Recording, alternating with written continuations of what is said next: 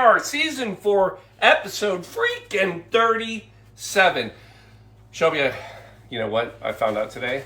What'd you find out today? Screwed up. Here's how. For some reason, it took me today to figure out what episode we were on, like in the grand scheme of things, because I know when we hit 50, I know when we hit 100, I know when we hit 150, and in my head I was like, ooh, at some point we're going to hit 200. We did. We passed it. Oh. Yeah, it's like 217 now. So that's anticlimactic. Yeah, so speaking of anticlimactic holidays, it's National Daylight Savings Time End Day, because today's the day when we fall back and get an extra hour of sleep. Extra hour. We'll talk about that extra hour.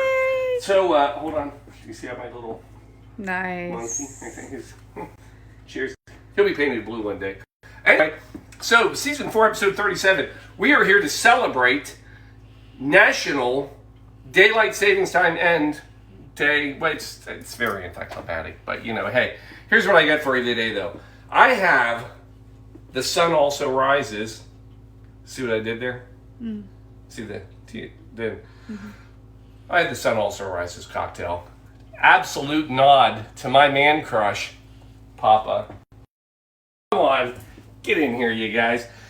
It's the Blue Monkey Quarantina. It's all business, monkey business. Let's go learn about National Daylight Savings Time. And the cat. Yeah, that's the original old now, man. there's the old man right there. That is the old man. Old man in the sea. Well, old man in the seat. Boom. Folks, we're on fire tonight. Shelby's well read. Oh, man. Here we go.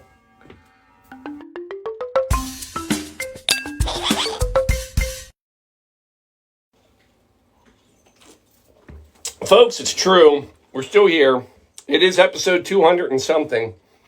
And anyway, it has nothing to do with the show tonight.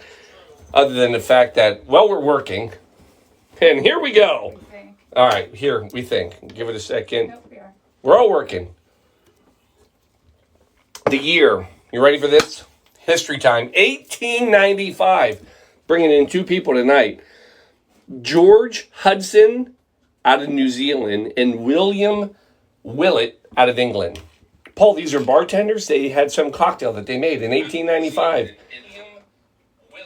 Right? I can't do anything about it. You get one good joke in, and then, yeah. All right. Nothing I can do about it. George Hudson, New Zealand. William Willett from England. Bartenders. Cocktails. No. We're daylight savings time. These 2 gentlemen are credited with creating the idea of a daylight savings time program. Yes, it's true. And what was their background, Paul? I'm very curious. So was I. So in my 8 minutes, I looked them up. George was an entomologist. Insects, right? Yeah. Isn't that right? Entomologist? Yep. And William, he was a builder. And they came up with this idea.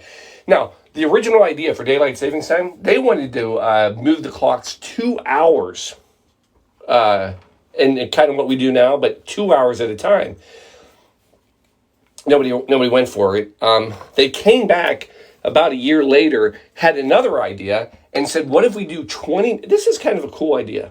20 minutes every Sunday, they would add time on for a month, and then you'd keep it, and then towards the end, like November, you would take 20 minutes off every Sunday. That wouldn't have screwed up anything.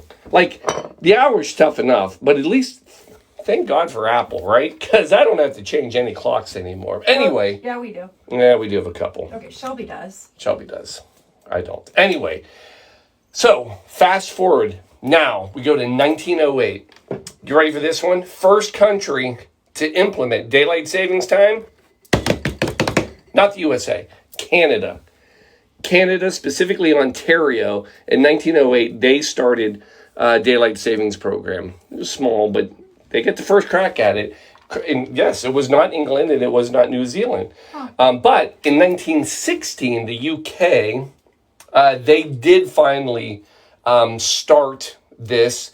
And what was funny is that William Willett it was right before he died, so he was very excited. And most people believe that he never knew that Canada had already started it because we didn't have the internet back then. So he died believing that they were the first ones to ever do it. And good for him. That's the way it should be. So 1918 is when the U.S. finally decided to start their own daylight savings program. It was during World War I, they thought it'd be an energy saver, but they actually stopped it after World War I, and it didn't kick up. Paul, I'm going to disagree with you. I've heard tales that Ben Franklin was the father of daylight savings time. And actually, there is a story about that. 1784. I can't believe the old man's in here. I know. Papa's here. Oh, he's in the... No, you can see him. He's kind of there. Wait, Yeah. Yeah, we're just doing a show. Oh, man. Yeah. Oh. 16? Yeah. That number's going to come up a couple times. 16. All right. So anyway, Ben Franklin did have an idea. He doesn't get out of his nest often. Sorry. It's okay. Just whenever you're ready. I just get my beer. It's like he's never been in here. He may never have been in here. So Ben Franklin, 1784. Let me get this out, and then we'll be done. He, just let it. It's done. I'm just going to skip it all. Yep, we're done now. He's leaving. All right, can we finish? 1784, Ben Franklin. We're not to Papa yet. I'm still on Ben Franklin because I got to share because a lot of people think that he was the father of daylight savings time. And in fact, he wrote a story basically called How to Economize the Candle Usage. And this article, and a lot of people thought that was the first written story about daylight savings time. But in fact, all it was satire, folks. It was a joke. And what he said is if people would just get up an hour earlier, they wouldn't have to light their candles so early, and they'd be able to save them at night and go to bed earlier. That was his plan. It was a joke, folks. He didn't really start daylight savings time. Anyway, here we are. We have it now. So here's my thought. Coming up with a cocktail for daylight savings time, I come across The Sun Also Rises. Now, not only is this a nod to Hemingway, I mean, this is purely a cocktail for Hemingway himself. It is actually 2 Hemingway cocktails riffed together. So, cocktail number 1 is the original Hemingway daiquiri. Now, we've talked about this. So the Hemingway daiquiri, and yes, I still have a man crush on Hemingway. You know what I forgot to do? I meant to put on his cologne. I have Ernest Hemingway cologne. It smells like booze and cigars. It doesn't. Oh, well, that's probably why I love it so much. It does not. Oh, yeah. Anyway, it's delicious. Does. So anyway, but I would know that. Havana, Cuba, the El Floridita. If you remember, Ernest Hemingway's going down the street. He sees a daiquiri in a bar. He has to try it. And the guy gives it to him. He says, "Oh, it's delicious. But I would double the rum and I would get rid of the sugar." Because if you remember, while Ernest Hemingway was an incredible alcoholic, he was also diabetic and he didn't like the sugar. So they subbed out and put grapefruit juice. And anyway, that is the Hemingway daiquiri, also known as the El Doble, double the rum. And that was his drink. Rumor has it that he sat down at one time and drank 16 of these in one sitting. Who knows? I believe it. Now, he also had another drink. I believe it because I think we could probably pull it off. Oh no, 16 is double. It's a lot of rum. You'll see it in a second. So the other drink that's going to be used tonight is his other cocktail, Death in the Afternoon. So Death in the Afternoon is not only a novel about bullfighting that Ernest Hemingway wrote. This is all in the 30s, by the way, if you want to go fact check me. It's fine, go ahead. Not only did he write the novel, Death in the Afternoon, he created his own cocktail, Ernest Hemingway, own cocktail called Death in the Afternoon. And it was basically champagne with absinthe. And absinthe is the new ingredient. So, fast forward, it's the 2000s. We have Jim Meehan. Jim Meehan is out of New York, originally Wisconsin, but in New York. Now, he is credited with basically revitalizing the cocktail scene in the 2000s. Matter of fact, not only did he open an amazing bar called PDT, which was a speakeasy. PDT, by the way, stood for Please Don't Tell. What a fantastic name for speakeasy. PDT. I was thinking PYT. No, that's a different thing. Yeah, that's a different thing. So PDT writes a cocktail book called PDT Cocktails. And this guy, Jim, has written tons of his own cocktails. In interviews, they say, what's your favorite cocktail? He's like, I don't have a specialty. I don't have one, because he's created so many. So one of his cocktails was A Sun Also Rises. Again, what we're going to make, for God's sakes, Paul, make the drink. I'm getting tired. I am too. Just make it. Ice in your glass. And this is basically a riff of taking the Hemingway daiquiri with a little bit of absinthe. So here's the cocktail. It is straight up the cocktail recipe. So rum, I'm going to go with Bacardi. I know it's not from Cuba, but it's a long story. Just use whatever you want. White rum. And we're going to go 2 ounces per drink. So there's 2. And then 1 for Shelby. Then we're coming in with Luxardo Maraschino liqueur.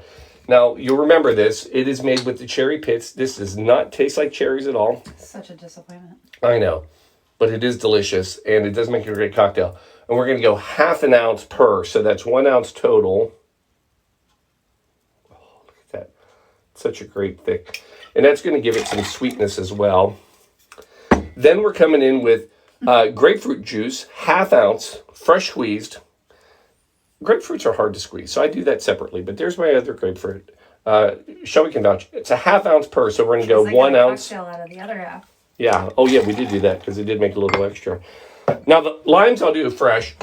We need 3/4 ounce fresh, which is probably going to be probably about 2. So, can you smell the Luxardo, though, already? I bet you can. I don't know. If you try real hard. Luxardo. It's kind of a... I don't quite understand the purpose of Luxardo. If it's not going to be... It's like if life's going to give you pits, did you just make liqueur out of it? Is that the philosophy? It's not a bad philosophy. So we're going to go with, again, we need 1.5 ounces total, 3/4 per of lime juice. And instead of lemonade, I think I'd make limoncello if life came to be lemon. There it is.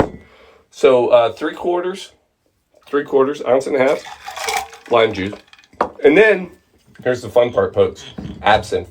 Absinthe makes the heart grow fonder. I think it makes the brain grow foggier is what it does. It makes my heart grow fonder. That is for sure. 1 teaspoon per cocktail. Whoa. It's got a little hit. Now, bar spoon, for you people keeping track at home, a bar spoon is a teaspoon. So we're going to come... Did you know that? No. Yeah, that's a teaspoon. So I got to switch hands. There's no way I'm going to pull that off lefty. No, I can do it if I do it this way. So we're coming in with 2 teaspoons, 1 per. So 1 for me. I know there's some absinthe in here. Hold on. I see it. Here it comes. Oh, the green fairy. 1 and fairy. 2. Now, you know that's going to put a punch to it, right? Yeah, I still don't know where the Luxardo, how that's going to factor in.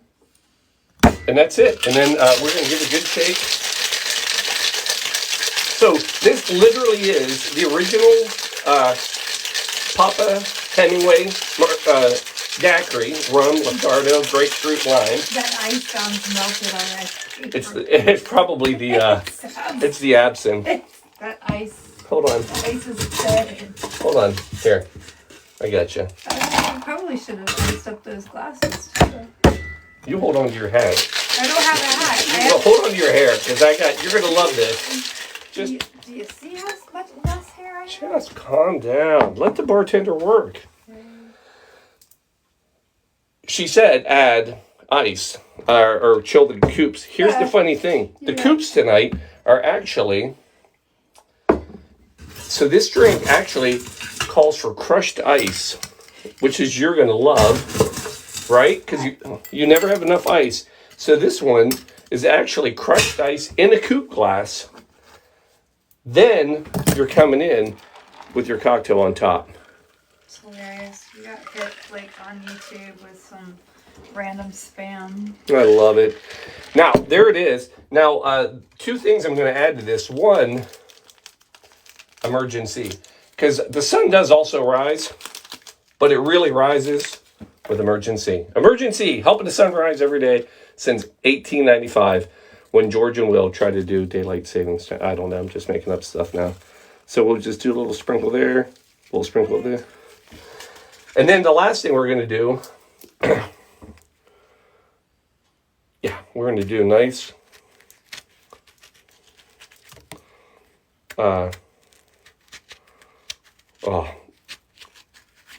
smell that. You smell that? I do. So we're going to express it.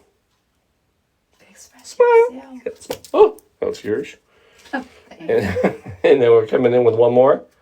Let's give that a little... express yourself. Boom, there it is. Folks, there it is. The sun also rises, and it'll keep on rising. Don't worry. Well, let's give this a little whirl. Oh, it smells fantastic.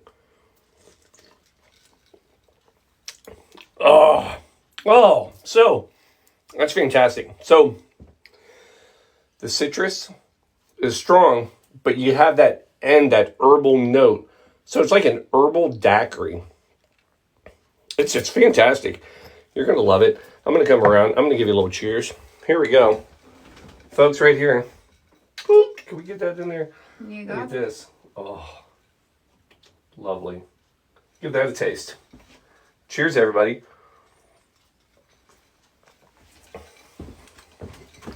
Careful. Right? Oh, that's delicious. Is that not delicious? Yeah. So there it is. That is your... Absinthe. That really makes it taste like a spice drop. Right? Yeah, that absinthe. It's a great little mix. So thank you, Jim. So there it is. Sun also rises. And our tribute to the National Daylight Savings Time Day End. So what's wonderful about this is you fall back. And the question is what do you do? I think it's one of the greatest holidays because you get an extra hour. Well, make it a happy hour. Oh. See what I did there? Yeah. I mean, it's fantastic. It should be National Happy Hour Day as well because you get the extra hour. Yeah. Now, I do have to share this, a little bit of bad news. Of all the national holidays and days that we always celebrate, this, in fact, could be raising a glass to the last time we ever get to celebrate this day. They say that every year. Nope, it's true. Yeah. Cheers. Hold on. Get that cheers in. Cheers in. The Sunshine Protection Act, federal legislation that would actually make this permanent. If it passes, it will start in 2023. And what would happen is in March, we would turn the clocks back one more time and we would we would move them forward. Spring forward. So we would spring forward in March. We would never have this day in November again. Huh. We would never turn it back. Now, it has already passed the Senate, if you want to keep track with your legal stuff, because there's nothing else going in politics. So let's pass a law on sunshine. It actually has gone through the Senate. It has not made it to the House yet. But if the House passes it, then it would be law. Now, I will tell you that in the 70s, they actually tried to make this a permanent thing. I think it was 73. And people complained and said, it's too dark. Kids shouldn't be walking to school in the dark. And it doesn't. And sadly, that year, there were kids that were killed in Florida walking to school, like 7 kids. And they immediately said, we have to stop this. So I don't know what's changed in that amount of time. But there is a safety issue that people... Anyway. You brought it up to the forefront. Here's what I'll say.